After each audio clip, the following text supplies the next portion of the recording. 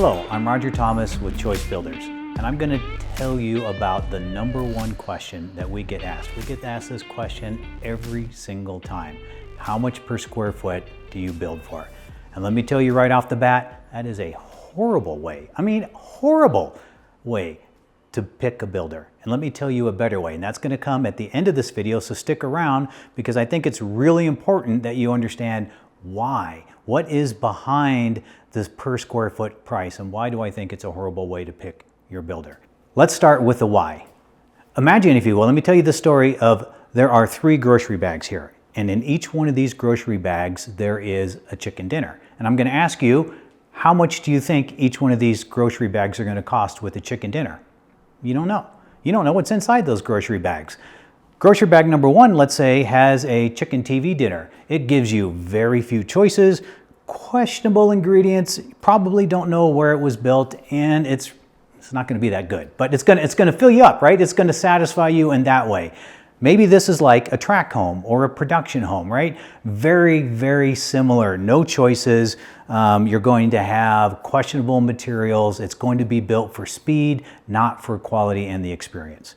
Well, the next bag over, let's say, is fast food. Now, when you pull up to the fast food drive-thru, they're going to ask you what kind of sides do you want? They're going to ask you what kind of drink do you want? And it's going to cost a little bit more than this first one, right? Because you're getting more service, you're getting faster food, and it's probably going to be a little bit better food, but it's not the best, and you still don't know who prepared it. Probably that teenager back there, and you don't even want to watch that getting done, right? So we have this, and it's going to cost a little bit more, and it's going to be a little bit better than this. And this middle one is going to be, again, that semi-custom experience. You're going to get some choices, but not all the choices. You aren't going to know what's happening behind the house because all of that is included in a budget that you don't get to see, right? The builder gets to decide all of these things for you.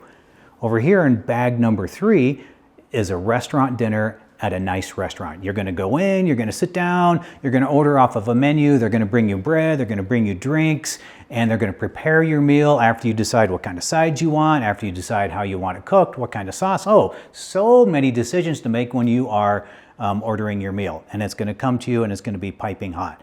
And this is going to be at a far different price point than bag number 1, which is the TV dinner, or number 2, which is your fast food, because you're getting better quality. You know the quality of the ingredients. You know what was prepared. And if you wanted to, you could ask to see the chef, and he'll come out and talk to you, and you'll now know who prepared your food. All of those levels of service are very similar to what you're going to get in a custom home build. A custom home build, infinite customization. You're going to be able to ask questions and see everything. Different than the fast food, different than the TV dinner. And those are really simple examples of the different types of builds that there are out there that a per square foot price just doesn't capture.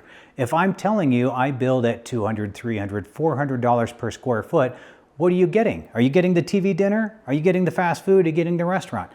I don't know, because you don't have enough information to make that sort of analysis and come up with the right builder for you. Here's another example that comes up a lot of, and that's going to be basements, an unfinished basement versus a slab on grade or a house without a basement. So I'm going to use big, bold numbers, and I might stumble a bit because I'm not the best at math in my head in front of a camera, but here we go, right? So imagine a 2,000 square foot house, fairly simple house, and it is $600,000, okay? That's $600,000, 2,000 square feet is $300 per square foot.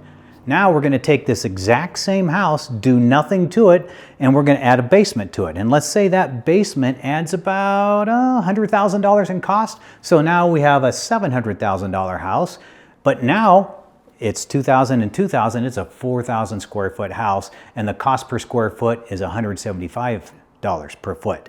So which house are you going to pick? You don't know. I mean, you're just going to guess picking on a number, 300 or 175. What does that mean? What does that include? You really don't know. But now I'll tell you, most builders are going to include only that conditioned finished space in their per square foot number. When you're talking to builders, most of us are going to say $300 per square foot, even if it has an unfinished basement, because that's what we do. We use the heated and cooled finished space.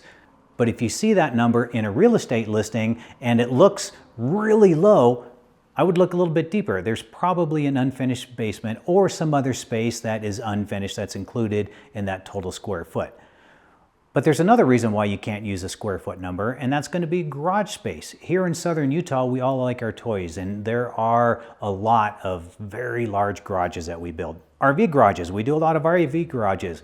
Sometimes, or oftentimes I should say, our houses have big, beautiful outdoor space to catch those vistas so you can sit out. Some of them have fireplaces, hot tubs, all kinds of really nice things to make that outdoor living space.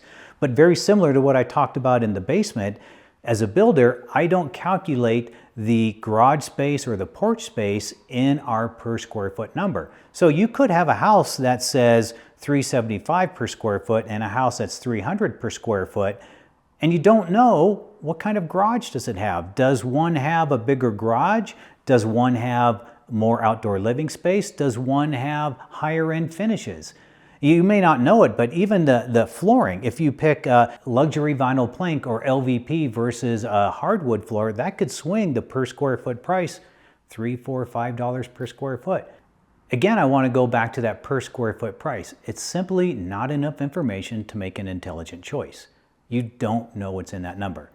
But let me tell you about the better way. And this is what I love.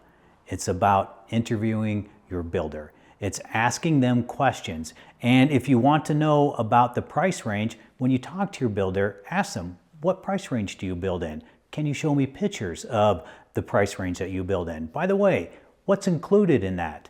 Do you have any clients that I might be able to talk to and they can tell me about the experience they had with you? These are the questions that you want to ask your builder so you can understand what that cost of the home is going to be. What does it include? What's not included? That fancy range stove that you may want, maybe that's in the number, maybe it's not, but you have to talk to the builder and ask them those questions so they can give you multiple data points to make the right decision for you.